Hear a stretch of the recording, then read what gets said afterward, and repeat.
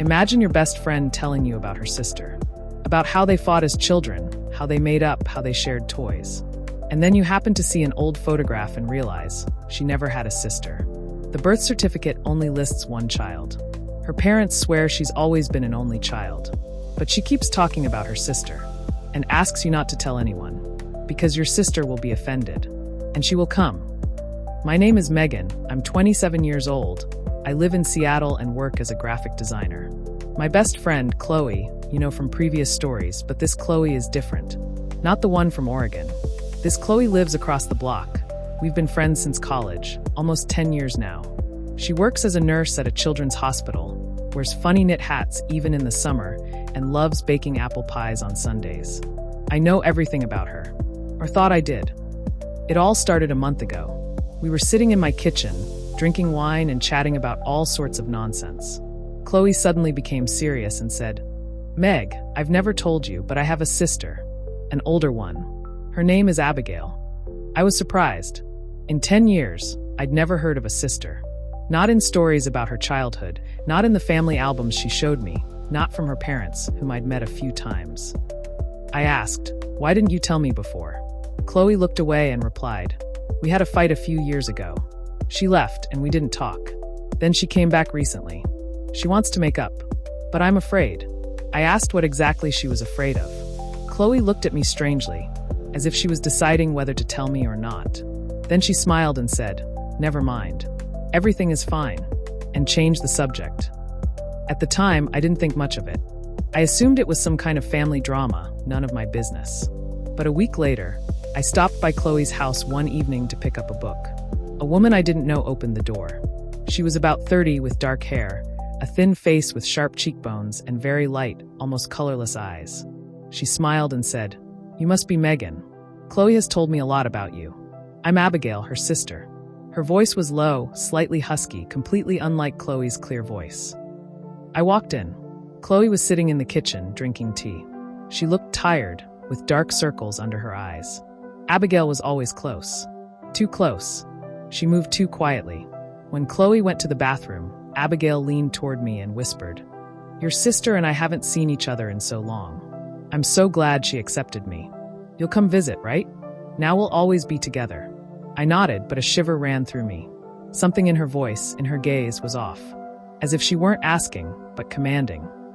I returned home with a bad taste in my mouth. In the following weeks, I began to notice oddities. Chloe had changed. She laughed less, called less often, and answered questions in monosyllables.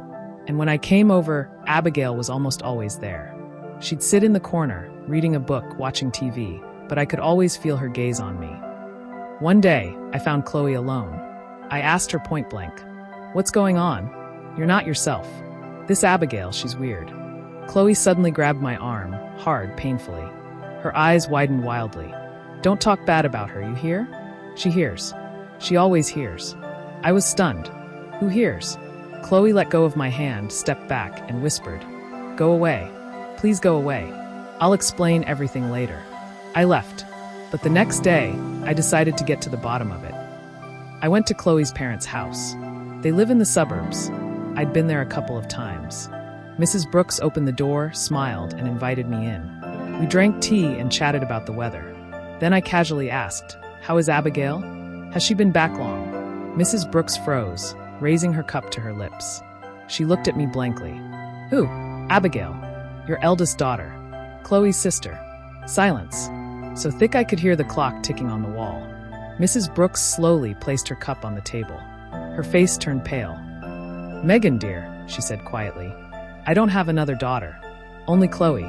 She's our only one. Always has been our only one." I went cold. "But she's home. I saw her. Abigail. She's been living with Chloe for a month now." Mrs. Brooks stood up, went to the dresser, and pulled out an old box of photographs. She tipped them out onto the table. "Look, here's Chloe as a child. Here's me with my husband. Here's me alone by the sea. Abigail isn't here. Never was." My hands trembled as I sorted through the photographs. They were all of Chloe. Alone. I remembered Chloe showing me these same albums a few years ago, and there were definitely photos of the two of them. Or was I imagining it? Mrs. Brooks looked at me with concern. Megan, how are you feeling? Are you too tired? I wasn't listening. One thought was spinning in my head. If Abigail isn't my sister, then who is she? And why was Chloe acting like she was hypnotized? I said goodbye and left. I was shaking all the way to town. I decided to have a heart-to-heart with Chloe today. I'll make her admit what's going on. That evening, I went to her house. Abigail opened the door. She was smiling her strange smile. Chloe's resting. She hasn't slept well the last few nights. I pushed her aside with my shoulder and walked in.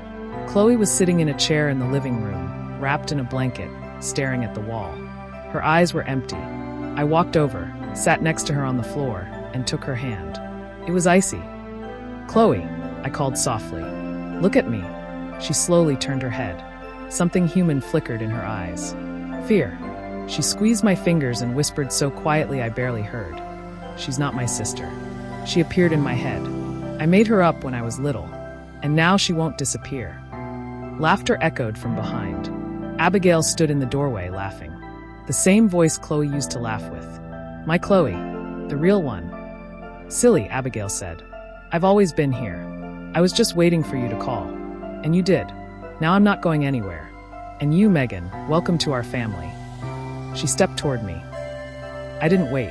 I jumped up and ran for the exit, but Abigail stood in the doorway, blocking my way.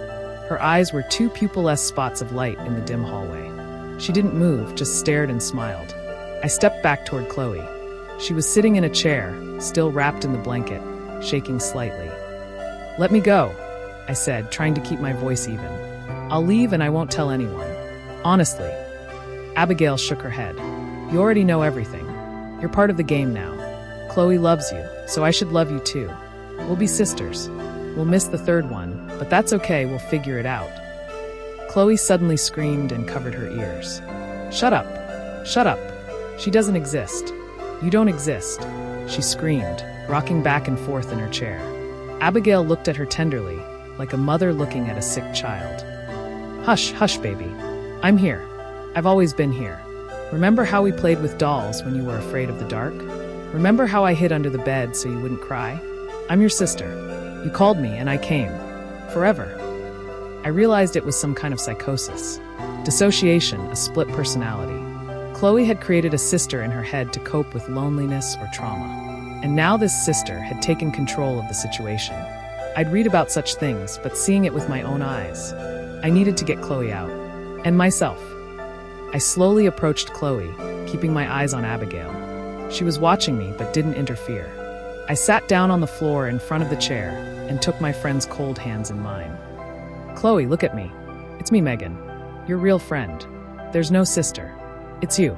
You're sick, but it can be treated. We're going to the doctor. I'll be here. Just let's get out of here. Right now." Chloe looked at me. Tears welled up in her eyes. "She won't leave. She always comes back. I've tried so many times. She waited for me to be alone. Now we're together again." Abigail came closer. She stood behind Chloe and placed her hands on her shoulders. Chloe flinched but didn't let go. "See," Abigail said. "She feels me. We are one. You can't separate us. But you can stay. You can be our third sister. I will love you as much as I love her. More than any real sister. Because I'm not real." Her voice was hypnotic. For a moment, I felt a strange warmth, a desire to agree. To stay. To be part of something special. I shook my head, pushing away the illusion. "No, you're a figment of her imagination. You can't force me." Abigail's smile widened. "I already do. You hear my voice. You see me. I'm too real to be imagined. Ask Chloe how long I've been here. How old I am." Chloe whispered, "Since I was 5. When Mom went to work and left me alone, I was afraid, so I invented an older sister to protect me. At first, she was just a voice. Then I started seeing her. And in my teens, she became who she is now. Mom took me to psychologists, pumped me full of pills. She disappeared for a while. But when Mom died, I was all alone. And she came back. Now forever." I listened and realized it wasn't just an illness. It was something more. Too real. Too tangible. Abigail smelled of perfume, her fingers leaving marks on dusty surfaces. I saw her eating, drinking, moving things. This wasn't a hallucination. This was a physical manifestation. "How?" I breathed out. Abigail leaned toward my ear. I won't tell you. It's a secret between me and Chloe. But you can find out if you stay. If you become us.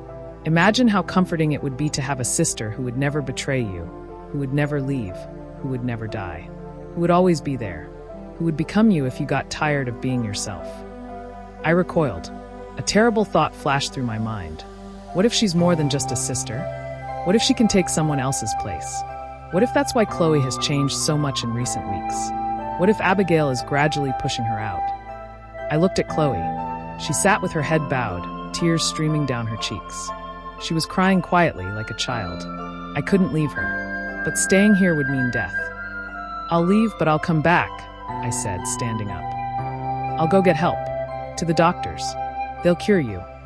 Abigail laughed. Silly. The doctors have already tried.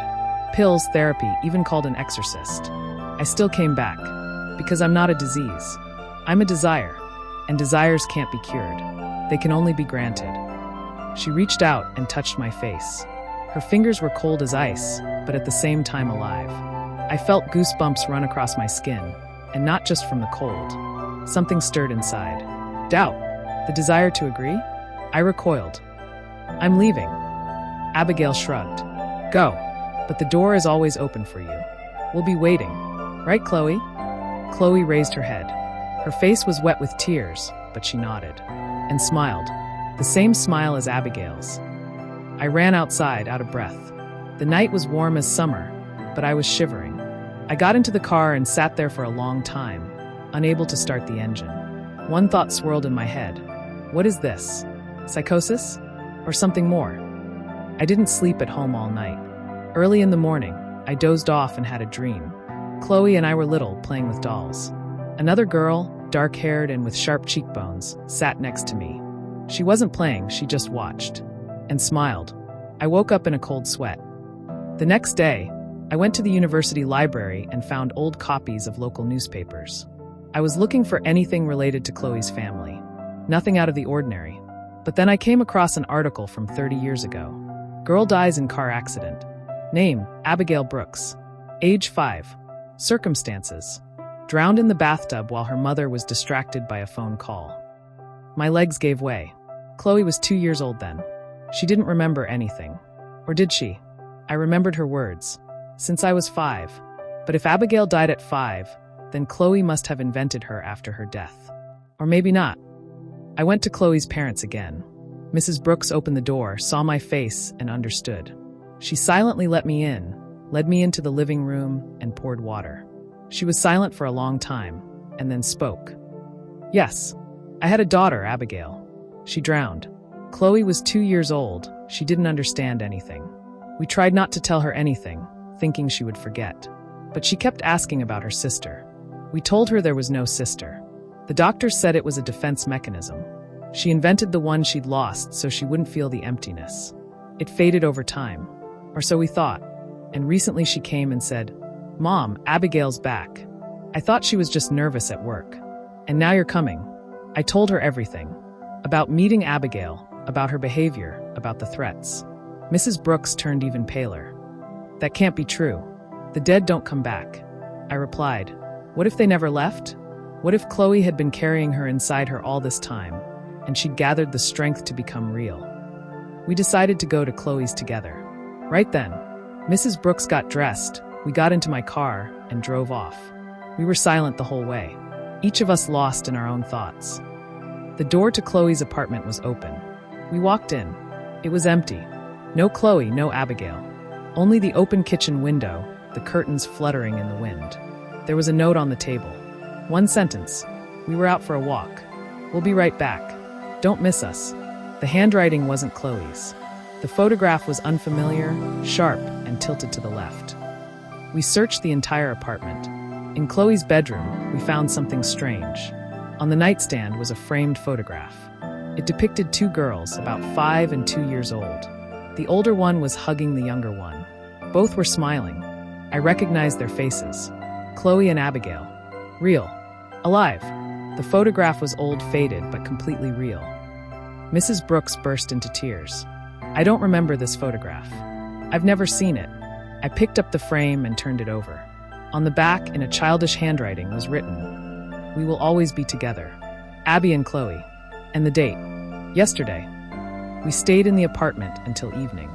No one returned. Chloe didn't answer her calls. Neither did Abigail. The police shrugged. Adults, they have the right to leave. Mrs. Brooks and I waited. But I knew they wouldn't come back. Not this time. A week passed. Chloe still hadn't shown up. Every night I woke at the slightest noise, imagining a dark-haired figure standing in the hallway, staring at me. Yesterday I received a text from an unfamiliar number. A single photo. In it, Chloe and Abigail stood against the backdrop of an old house, smiling. Both were identical. Both looked at the camera with lively eyes.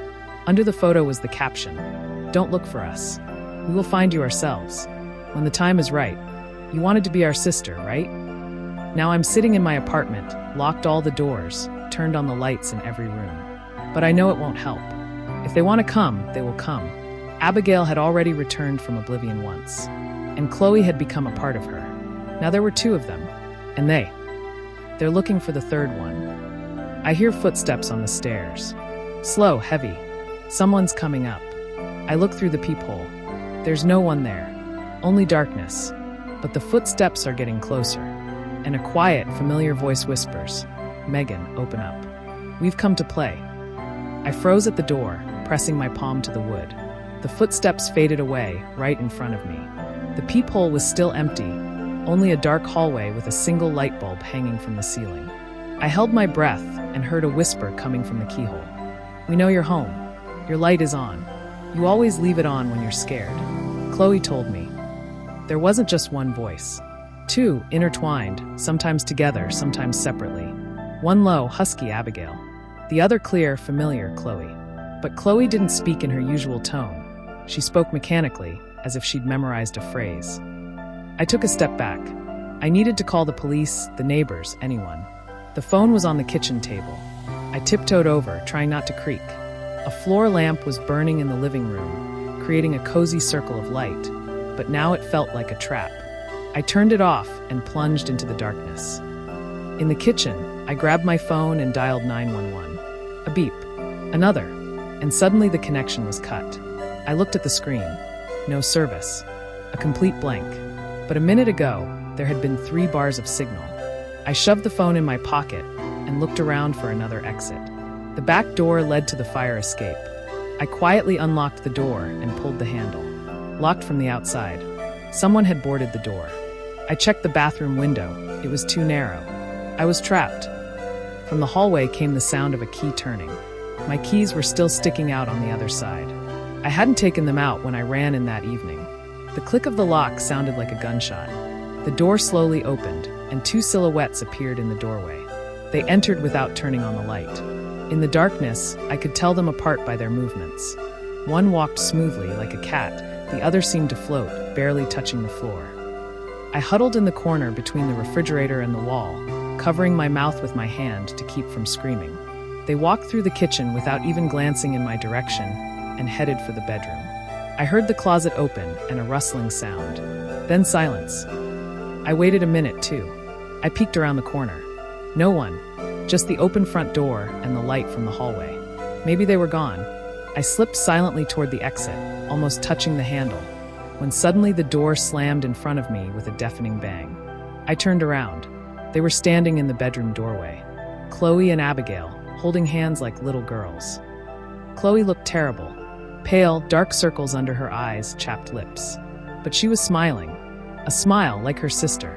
Abigail beamed, her bright eyes glittering in the darkness. "You wanted to run away," Abigail said reproachfully. "We wanted to play. It's been so long since the 3 of us played together. Chloe, remember how we played hide and seek when we were little?" Chloe nodded, her blank gaze fixed on me. Hide and seek. She always won. "Because I knew all her secret places," Abigail added. "I know everything Chloe knows. We are one now, and you will become a part of us. Don't fight me, it's easier this way." I stepped back, groping for the kitchen counter. My hand came across a knife. I grabbed it and brought it to me. The blade gleamed in the dim light. "Stay away." Abigail laughed. The laughter was unnatural, too loud for the small kitchen. "You want to kill me? But I'm already dead, silly." 30 years ago. You were reading the newspaper. I drowned in the bathtub. Chloe was there, she saw. Mom was distracted by the phone, and I slipped under the water. Chloe doesn't remember because she was too young, but her subconscious remembers everything. And it recreated me, so that I would never drown again, so that I would always be with her. And I'm grateful. I love her, and I want you to be with us too. We will take care of you. You will never be alone. I don't want to, I whispered. I don't want to lose myself. You won't, Abigail said quietly. You will get better. You will become bigger, stronger. You will feel what we feel. We will be 3 sisters, just like when we were kids. Remember how Chloe always wanted another sister? Chloe stepped forward. She extended her hand toward me. I flinched, but my back hit the wall. Cold fingers touched my face. I squeezed my eyes shut, expecting pain or something terrible. But nothing happened. Just a slight dizziness and images flashing before my eyes. 2 girls playing in the garden, one laughing, the other hugging her, their mother calling them to dinner, the smell of pies, sunlight. Warm, cozy memories. Foreign. I opened my eyes. Chloe stood across from me, tears streaming down her cheeks. Real, living tears. I'm sorry, she whispered. I can't stop her. She's stronger. But you have to run. Now, while she's happy. Abigail shuddered sharply, her face contorted with anger. Don't you dare. You promised. We're always together. She rushed toward Chloe and grabbed her by the shoulders. Chloe screamed, and the scream was filled with pain. I couldn't think straight. She swung the knife and sliced through the air, aiming for Abigail. The blade passed through her without resistance, like through fog, but she let go of Chloe and recoiled, hissing. Stupid, stupid. You can't hurt me. I'm not a body. I'm a thought. I'm a desire. I'm love. I grabbed Chloe's hand and pulled her toward the exit. The door gave way, and we burst into the stairwell and ran down, jumping over obstacles 2 at a time. We heard footsteps behind us, but when we reached the street, there was no one there. Only the warm summer night and the empty road. I took Chloe to an all-night cafe on the corner. I sat her down at a table and ordered hot tea. Chloe was trembling, but gradually calmed down. She looked at me with a knowing look, recognizing me. She's not gone, she said quietly. She'll always be with me. I carry her in my head. Sometimes she stays silent for years, and then she wakes up. I tried treatment, but the pills only dull the pain, they don't kill it. Now she's stronger than ever. Because I was alone. And I called her. Consciously. I said, Abby, come back. I'm not feeling well. And she came back. It's my own fault. I squeezed her hands. We'll figure something out. There are doctors, there is therapy. You're not alone, hear me? I'm with you. Chloe shook her head. You don't understand. She won't go away. She'll wait. And one day, when you're tired, when you're feeling bad, she'll come to you. She'll offer to be your sister. And you'll accept. Because everyone wants to feel more connected to others. She finished her tea, and we went outside. It was already beginning to get light. I walked Chloe to her apartment, making sure it was empty and that Abigail had left. Chloe went to bed, and I returned to mine, promising to stop by that evening. 3 days passed. Chloe called, we met, discussed plans. She made an appointment with a psychiatrist and started taking medication. Everything seemed to be getting better. I began to forget that nightmare, chalking it up to stress and lack of sleep. And last night, I woke up with a strange feeling. Someone was in the room. I opened my eyes and saw a figure in a chair by the window. Abigail. She sat with her hands folded in her lap, looking at me. I came to say goodbye, she said. Chloe is pushing me away. The medication is working. I'm getting weaker. Soon I'll disappear. But I want you to know, I'm not angry. I just wanted to be with her. Just like you do. We both love her. And I'm leaving you a gift. A piece of myself. So that you remember that loneliness can be overcome. Not like I did, but it can be overcome. She stood up, came over, and touched my forehead. A cold finger slid across my skin. I felt a strange warmth inside, like something had snapped. Then she smiled and vanished into thin air. This morning I felt strange. Lightness, calm, confidence. I looked in the mirror and for a moment saw in the reflection not only myself, but also a second silhouette behind me. It was gone, but I know what it was. Now, when I'm sad or lonely, I hear a quiet voice inside. It says, don't be afraid, I'm here. I'm your sister. We're always together. And I start to smile, because I'm not alone anymore. But sometimes I feel like it's wrong, that the voice is getting louder, that it's asking me to turn off the lights, to stay home, not to go out with people, that it's jealous. And then I remember Abigail's words. Loneliness can be overcome, but at what cost? Yesterday, Chloe called and said she couldn't hear her sister anymore, that she was free. I was happy for her. And this morning, I caught myself talking to myself, and I answered in a voice that wasn't my own. I think it's just fatigue. Or maybe I'm imagining it. After all, Abigail is gone, right? I look in the mirror. My face stares back at me, but my eyes are a little brighter than usual, and my smile is a little wider. I turn away and go to the kitchen to make some tea. The hallway is dark, but I don't turn on the light. I'm no longer afraid of the dark, because I'm not alone. The soft breathing behind me. I don't turn around. I know who's there. "Good morning, little sister," I whisper. And I hear in response, "Good morning."